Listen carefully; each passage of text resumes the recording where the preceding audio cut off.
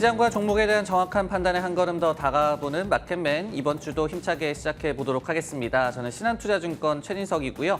첫 번째 내용부터 한번 확인해 보도록 하겠습니다. 헤드라인부터 한번 보시면요. 시티그룹에서 CPI가 정점을 찍은 상황에서 랠리가 6주 정도 남았다라고 분석을 한 내용 한번 살펴보도록 하겠습니다. 지난주에 예상치를 하회한 CPI 상승률 지표가 나왔죠. 그러면서 미국 증시의 주요 지수가 지난주 목요일에 2020년 초 이후에 최고의 하루를 보냈습니다. 그러다 보니까 마켓워치에서는 이를 두고 로켓 같은 랠리였다라고 표현을 또 하기도 했는데요.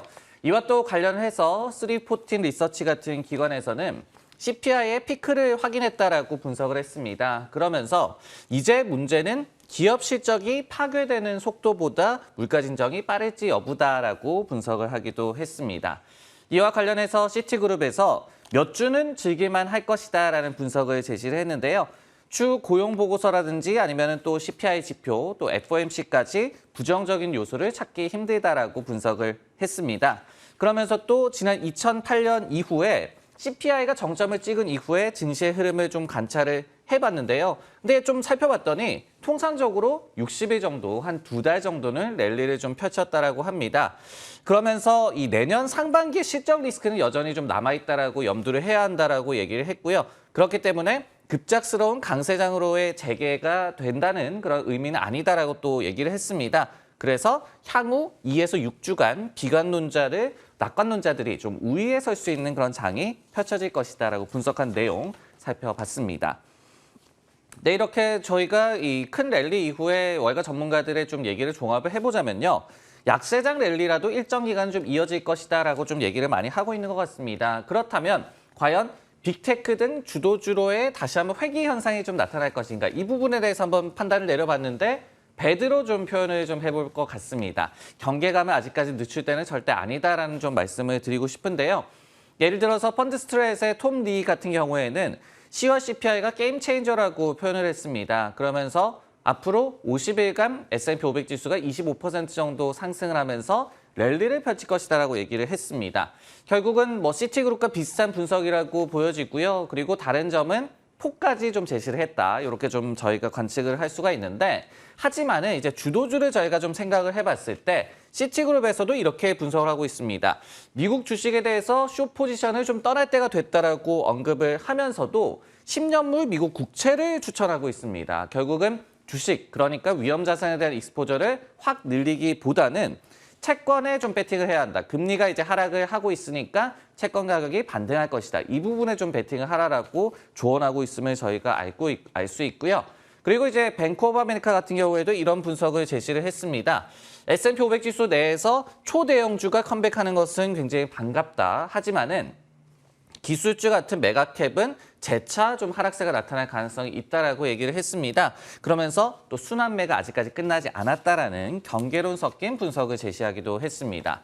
여기에 더해서 소파이의 수석 전략가 같은 경우에도 경제 전반에 우리가 경기 침체를 좀 피한다라고 하더라도 IT 등의 일부 섹터에서는 침체 국면에 좀 봉착할 가능성이 있다라고 또 분석을 했습니다. 애플이라든지 아마존 그리고 마이크로소프트 등에서 최근에 채용 중단과 관련한 좀 발표를 이어서 내놓은 바가 있었죠. 이런 부분들이 그 시그널이다라고 얘기를 하면서 장기 투자자라면은 물론 이제 기술주 같은 메가캡에 투자를 할 수가 있겠지만은 어떻게 본다면은 재차 또 하락이 나올 수가 있다. BOA와 비슷한 또 분석을 제시했음을 저희가 알 수가 있습니다. 마지막으로 스트래터거스 같은 기관에서도 기술주 등의 과거의 주도주, 올드마켓 리더라고 좀 표현을 했는데요.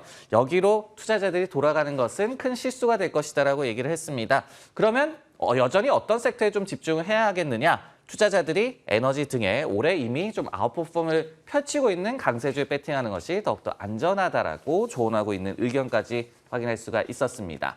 네, 이번에는 종목과 관련한 얘기로 한번 넘어가 보도록 하겠습니다. 헤드라인부터 한번 확인을 해보시면요. 많이 시장을 좀 들끓게 했던 그런 소식이 되겠습니다. 그 와중에도 코인베이스가 이렇게 FTX 파산에도 급등으로 한 주를 마무리했다. 이 내용 분석을 해보도록 하겠습니다. 세계 3대 가상화폐 거래소라고 알려져 있죠. FTX가 결국 좀 파산을 했는데요. 그런데 지난주 내내 이 같은 이슈가 좀 불안감을 증폭시켰음에도 불구하고 또 다른 암호화폐 거래소 코인베이스는 좀 선방한 채 주간 기준으로 2% 하락으로 선방한 채 한 주를 마무리를 했습니다. 바이낸스가 당초에 FTX 인수를 통해서 좀 구제를 해줄 것으로 예상이 됐었죠. 하지만은 딜이 좀 깨졌고요. 그러면서 FTX가 결국은 현지 시각으로 금요일에 챕터 11에 의한 파산 보호 신청을 한 바가 있었습니다. 이와 관련해서 코인베이스 같은 경우에도 유저들에게 이메일을 좀 보냈습니다. 그러면서 자금을 안전하게 유지 중이며 자신들은 50억 달러 규모의 현금과 현금성 자산을 보유하고 있다라면서 좀 불안감을 진화하는 데 좀 힘을 쓰는 모습이었고요. 이와 또 관련해서 모틀리풀 같은 경우에는 불확실성이 물론 있기는 하지만은 FTX의 파산이 오히려 코인베이스에 긍정적으로 작용할 수도 있을 것이다라는 분석을 제시를 했습니다. 그러면서 세 가지의 좀 이 이유를 제시를 했거든요. 첫 번째로는 어쨌든 간에 최대 경쟁사 중에 한 곳이 좀 파산을 하게 됐다. 그리고 두 번째는 어떤 이런 좀 여러 가지 규제 물결 속에서 결국은 진입장벽이 높아지는 효과를 좀 기대할 수 있을 것이다라는 분석도 제시를 했고요. 세 번째 마지막 이유로는 FTX 유저들의 코인베이스에 대한 유입 가능성을 또 제기를 했습니다. 네, 이렇듯이 주가 흐름도 뭐 선방을 했고 긍정적으로 작용할 것이다라는 의견도 있는데 과연 시장의 지배적인 생각이 이런 것일까 판단을 한번 내려보도록 하겠습니다. 굿이라고 동의를 한다라는 그런 판단을 내려보도록 하겠는데요. 결국은 FTX 관련한 폭풍 속에서도 복수의 또 긍정적인 투자 의견이 지난주에 이 코인베이스에 나왔습니다. 그런 부분들이 주가를 또 주 막판에 견인을 했다. 이렇게 좀 정리를 할 수가 있을 것 같은데 코인베이스의 지난 주간의 좀 주가 흐름입니다. 근데 주 초반에는 굉장히 또 롤러코스터를 타는 모습이었어요. 화요일에 무려 11%나 급락을 했었고 수요일에도 9.5% 정도 급락을 했는데 하지만은 목요일 날 10.7%나 급등을 했고 금요일 날도 12.8%나 급등을 하면서 부활하는 그런 모습을 지난주 내내 좀 보여줬습니다. 물론 이제 주 초에는 코인베이스와 관련해서도 부정적 코멘트가 나왔습니다. 다이와 증권에서 매수에서 중립으로 투자 의견을 하향 조정을 했거든요. 그러면서 암호화폐 분야에 있다는 것만으로도 단기적인 악재가 될 수 있을 것이다라고 얘기를 했습니다. 하지만은 주 후반으로 갈수록 좀 반전이 나오는 모습이 나왔는데 예를 들어서 오펜하이머 같은 경우에는요. 비중 확대 의견을 그대로 유지를 하면서 FTX 이슈와 관련한 익스포저가 코인베이스가 굉장히 적다라는 점에 좀 주목을 했습니다. 그러면서 FTX에는 매우 적은 지분 보유 그리고 FTX 토큰과 이 다른 또 여러 가지 노출도에 대한 또 위험성이 있는데 이에 대해서 코인베이스는 그다지 큰 노출을 보이지 않고 있다는 점에 좀 주목을 했습니다. 그리고 이제 사측도 FTX와 관련해서 우리가 제로 익스포저다라고 여러 차례 또 강조를 한 바도 있었고요.